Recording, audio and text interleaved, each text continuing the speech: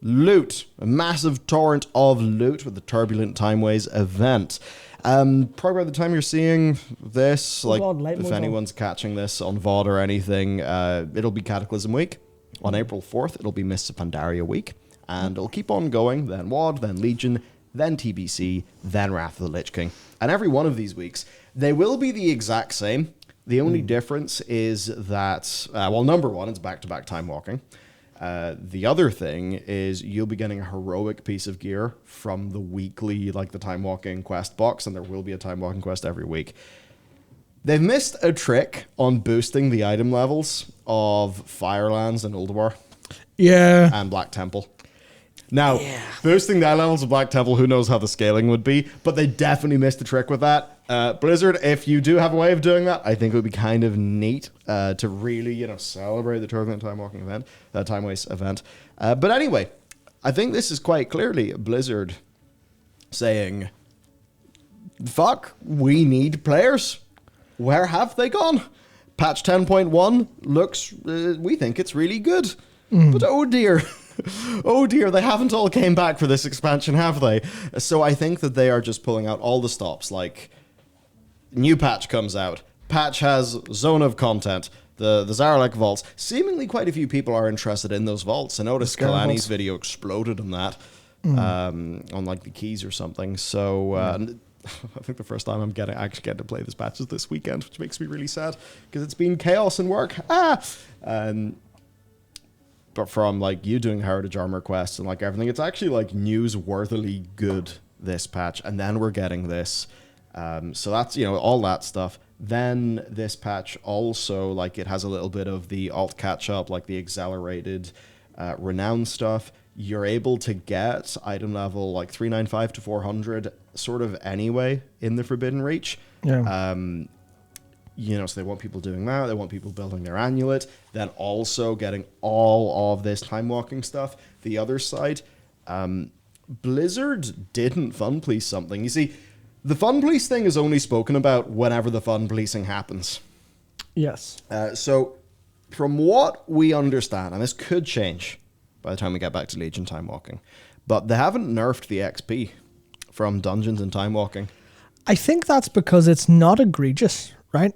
It's brisk, but strong. not bullshit.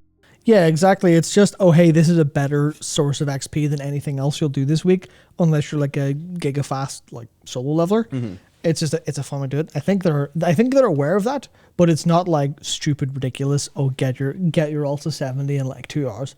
It is just, you'll spend, you'll blast your dungeon in 10-15 minutes, and that'll be most of a level. So you'll get there and maybe including queue times and stuff, maybe like, I think it's taking me usually 4 to 5 hours. Because obviously it depends on which time walking it is. Because some have really short dungeons, like Legion was super fast. Like TBC and Wrath and Cat are a bit slower. But it's like, I think it's a thing where it's not fun enough to be policed.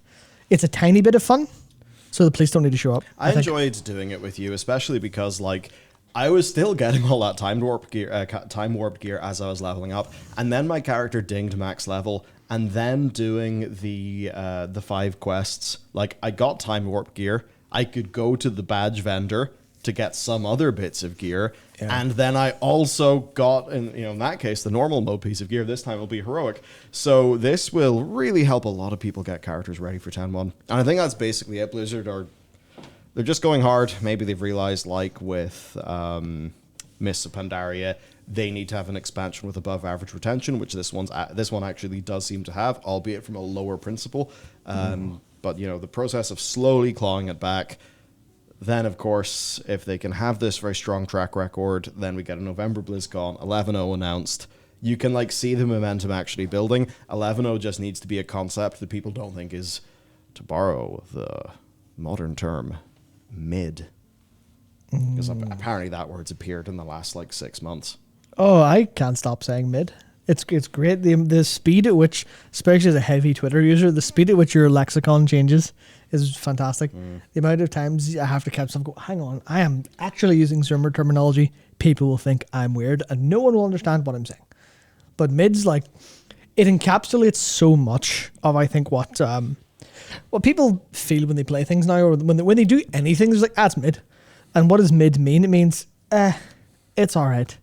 So there's so much now that falls under that, because as you know, as a population grows, and by population I mean the amount of video games, the amount of time you can spend in video games, because there's so many games.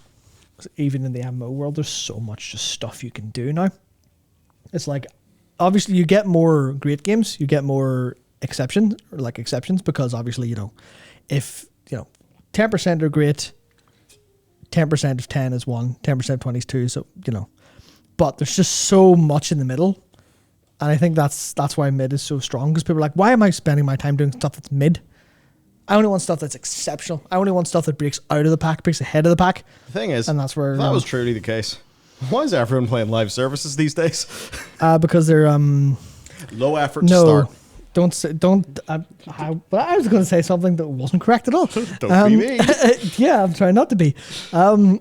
Because they are victims of a interesting pattern in game design. That's what I'll say. Which is probably not the time to talk about it now, but talking about Vampire Survivors getting a BAFTA and the backlash to that's interesting. It got a BAFTA? It won Best Game Design at the BAFTAs there yesterday. I guess I can see where they're coming from, but that does seem a little overmuch. Yeah. It's not exactly pushing anything forward or innovating. Yeah. Like big T. I mean, I suppose it is in a way. It brought...